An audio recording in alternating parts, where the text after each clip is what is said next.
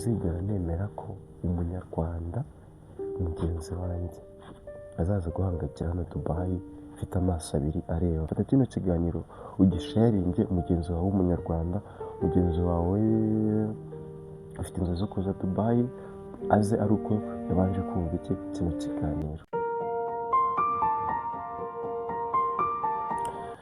Ndabasuje guys, nubwo Bolingo Bumuntu murazi mu biganiro bitandukanye ngenda nkora mberekera wenda ibyiza by'ahantu tugeze, ariko uno munsi ntabwo ngiye kubabwira wenda ibyiza bya Dubai kuko turabizi Dubai ifite inyubako ndende ku isi, inyubako ya mbere ndende ku isi, ariko si byo tugiye kuvugaho uno munsi, cyangwa se kuba ifite ahantu ibyishushanya, igashushanya nka Aziya, igashushanya nka Afurika, igashushanya nka Europe, ari ibintu yikorera, si byo bintu tugiye kuganiraho muri kino kiganiro. Kino kiganiro ndashaka kugira abanyarwanda inama, abanyarwanda, abarundi, cyane cyane ko nimwe mwumva ururimi rw'ikinyarwanda. Nibyo no mu Buganda harimo abanyarwanda, Kenya harimo abanyarwanda, ariko uno munsi nibanze ku barundi ndetse n'abanyarwanda, ariko by'umwihariko ku banyarwanda muri rusange kuko nanjye ndi umunyarwanda. Inama rero nshaka kubagira ni iyihe? Inama nshaka kubagira uno munsi bro, ni Dubai.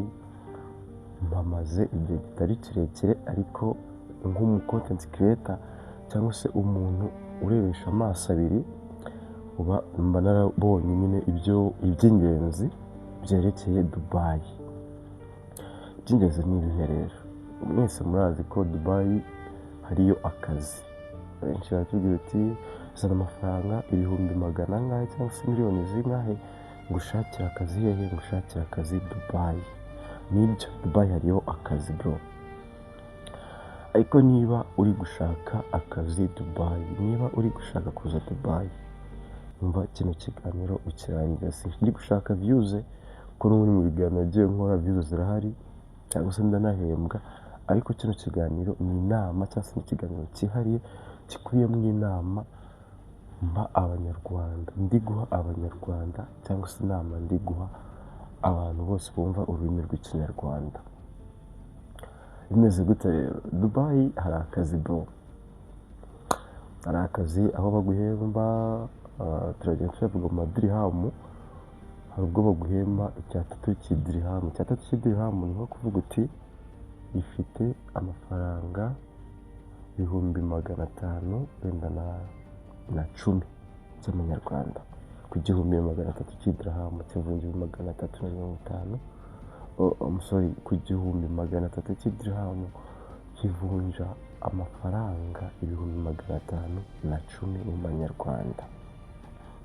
Ako kazi karahari. Hari akazi baguhemba 2 cy'idirihamu, ubwo uragenda nawe wenda usanisha mu manyarwanda ugasanga arangaye.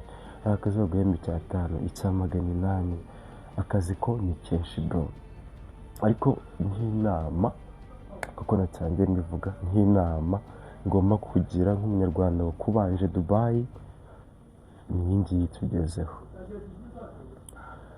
Nubona akazi Dubai, jya ubanza ushishoze. Ntiwirukange uvuga uti Dubai ni ahantu hashininga, turahazi, ni ahantu hari common, ni ahantu hazwi, ni ahantu harenze, ubwo ndahita mpakinga igikapu nze. Jya ubanza making it attention, kurikiza, tohoza amakuru neza bro, tohoza amakuru neza sister, kugira ngo ufate igikapu gipakinge ujye ku kibuga cy'indege nguze Dubai. Tuzashiturwe no kumva ko Dubai nyine ari ahantu harenze ngo ugendere muri icyo Kigali. Abenshi bari Dubai bagushakira akazi, bagushakamo komisiyo. Ndabizi ko kino kiganiro niba cyumva wenda ndi bubangamirwe, ariko reka mbanze ngire ibyo nshyira hanze, nuko byose ntabivuze muri kino kiganiro, uzajya ngenda mbivuga no mu kiganiro cy'ubutaha. Abenshi bagushakira akazi Dubai baba bashakamo komisiyo. Ntabwo bita ati akazi tugushakiye ni akazi kameze gate. Urumva icyo bitayeho ni komisiyo. Ndamuryamo angahe? Muvana mu Rwanda mugeza Dubai. ndamurya mwangahe muvana Burundi Bujumbura mugeza hehe Dubai. Rero niba ubonye akazi Dubai, niba ubonye ibaruwa ikwemera akazi Dubai ukabona visa, uzaze ko tugeze kuri ya nama noneho navugaga, uzaze uzi ko ushobora guhura n'akazi kabi cyangwa se ugahura n'akazi keza muri ibyo bintu bibiri. Ntuzafata uruhande rw'akazi keza akaba ari rwo wishyiramo, oya, teganya ko uje kuzahura n'akazi kabi cyangwa se akazi keza.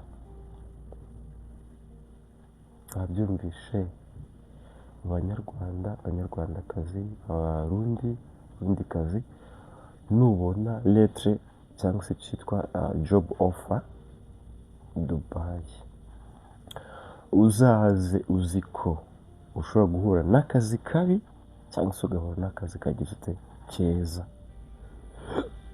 Ntuzazire mu Kigali ati Dubai hararenze, Dubai ni ahantu hacu heza.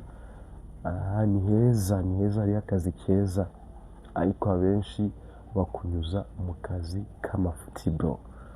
Nzi abantu benshi tubana hano bashobora kuguha story, uzajya mbasaba story nyine bazinyuze kuri ino channel yacu, baguha story nyine y'ubuzima babayemo hano bro, ukarira.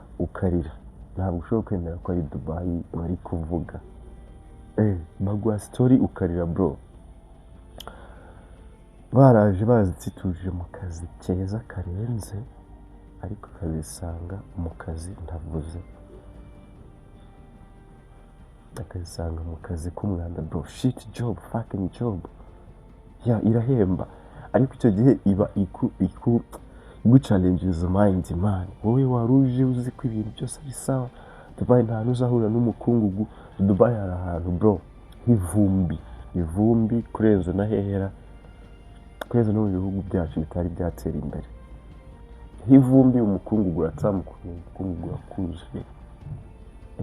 Kandi twaba tuzi ko Dubai ari ahantu hambere, ari ahantu harenze, ari ahantu hasirimutse ku isi. Nibyo ntabwo havanye kuba hasirimuka, ariko Dubai haracyari ahantu h'ivumbi, ahantu h'amafuti.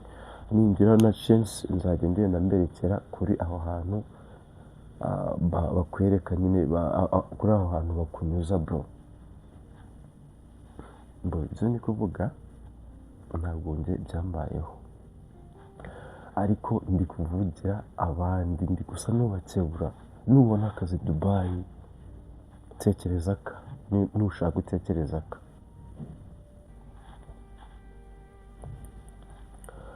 Ntuzishyiremo ko uje kuryoha, ntuzishyiremo ko uje kugira ute, kuje nyine kuje kubaho neza tu. Yego uzabaho neza nyuma, ariko bro bakunyuza mu kazi ku buryo nawe utangira gutekereza, utangira kwicara ukarira, ukavuga uti ni iki cyavanye mu Rwanda. Urumva, cyane cyane reka mbagira inama y'akazi Dubai uzabona kuri job offer yawe, ugatangira ugatekereza. Bashobora kubwira uti uzakunyuza muri construction, uzaza nyine usige irangi, uzaza wenda ube umudesigner, wenda ko nyine warize nk'ibintu bya construction unabize nyine unabikora mu Rwanda. Ati uzaza ube umudesigner, uzaza ube umuntu urenze mu bwubatsi. Job offer yose yanditse construction, uzatekereze inshuro nyinshi mbere yuko ufata icyemezo cyo kuza. Kuko maze igihe njya ahantu bakora ibintu bya construction, niho nanjye nakora, ariko sindabona umunyafurika afata itafari ngo arishyire ku rindi bro. Iyo level ntabwo, iyo level turayigeraho Dubai, turayigeraho mu Barabu bro. Baracyatubona ati Abanyafurika ni abantu b'amafuti, ni abantu bari hasi. Niyo waba urize civil engineering bro, baguha iki? Ukora ikiyede. Wibuke job letter yari iriho job design, housing design, yari iriho painting. Ariko iyo ukiri umunyafurika biragoye ko wagira ute, ko wabona akazi karenze muri bano bajyama tubana nabo inaha. Rero ntuza Dubai, ndacyasubira muri ya nama, ntuzaze ugiye kuryoha, ahubwo uzatekereze ko ushobora kuba uje guhangayika. Ikindi nakugiraho inama, niba ufite nk'akazi kawe kakwinjiza nk'ibihumbi kuva kuri nka 250 by'amanyarwanda uzamura ku kwezi mu Rwanda, ntuzirukankire kuvuga uti ubonye akazi Dubai, ubonye akazi hanze ngo usare. Hariyo utuzi twiza bro, ariko akenshi na kenshi ndavuga 90% bakunyuza mu kazi k'amafuti, bakunyuza muri ka kazi nawe ubwawe utumvaga ko ariko kazi waza gukora, bakunyuza muri ka kazi mu Rwanda utagakoze bro, urumva, bakunyuza mu kazi mu Rwanda utakora n'umunsi n'umwe, cyangwa se tuvuge muri Afurika utakora n'umunsi n'umwe. Impamvu nkoze kano kaganiro ngira inama abantu, nzajya nama update z'ukuntu hano byifashe, uzajya uza Dubai wenda uziti ibyo nje kureba ni ibingibi, uko nzahasanga ni uku nguku, utishyizemo ku ruhande rwo kuvuga uti nzaba nje kuryoshya, nzaba nje kurenga, niba uzarenga nyuma, ariko bakunyuza ahantu h'amafuti. Rero ni Bumuntu Empire, njye nitwa Bolingo Bumuntu, nzajya nkomeza mbahe update no guha amakuru y'akazi bro, ariko witondere abantu bakubwira uti Dubai tugufitiye akazi keza, wibuke bari kugushakamo iki, bari kugushakamo gutya bro, ntabwo bitaye ku muhangayiko uzanyuramo, ntabwo bitaye kugira izafata wenda ngo wicuze. Icyo azitaho bwa mbere we ti Bumuntu namuvanyemo amafaranga ngahe, nabitsa ngahe kuri konti yanjye kugira ngo Bumuntu angereho hano. None hagera nta nubwo azagukurikirana, urumva, azaza kubwira uti bigeze kutari kuza, kutari kwishyura tike nguze, ariko nugera Dubai ntabwo azagukurikirana bro, nyine muzaba mutandukanye, nta na calling nta na SMS zongeye kugutumira wenda ngo bakubaza ati aho bakujyanye hameze hate. Cyase ahubwo we azasa n'umuntu murangijanyije nyine tu, we akugejeje aho ugomba kugera, ibintu kumubwira uti ese bro uko nyuje mu kazi kari bimeze, bizaba bimaze kurangira. Rero reka dukomeze nyine dushyigikire kano gacano, ni channel ya update bro, job offer nzaza nziba hanze neza ko zifite amakuru, kuko nanjye sinakemera umunyarwanda mugenzi wanjye aza guhangayikira hehe hano Dubai. Ibyo bintu ntabwo nzijya, ndi umu content creator mfite ibikoresho byose byatuma amajwi n'amashusho akugeraho, ntabwo nzigera nemera ko umunyarwanda ahangayikira hano Dubai.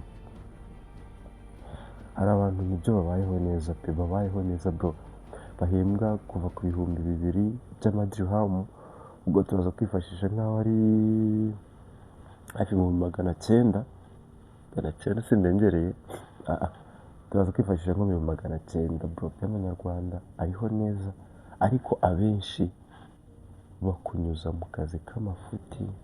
Uzaze ubizi neza ko nuza Dubai utazaba uje kuryoha, ahubwo ko uzabanza gustrugglinga bro. Fata icyemezo mbere yuko upakinga igikapu cyawe uza hano Dubai. Ndabakunda cyane, nitwa Bolingo Bumuntu, nzajya nkomeza mbahe job update, nyandikira muri comment ibyo ushaka kumenya, amakuru yose ushaka kumenya yerekeye n'akazi gakorerwa hano Dubai, byanditse muri comment, nzajya nzisoma, nkore akandi ka live stream cyangwa se akandi kaganiro mbasubize izo content zanyu. Ndabakunda, Imana ibarinde. Fata kino kiganiro ugisharinge mugenzi wawe w'umunyarwanda, mugenzi wawe ufite inzozi zo kuza Dubai, aze ari uko yabanje kumva kino kiganiro.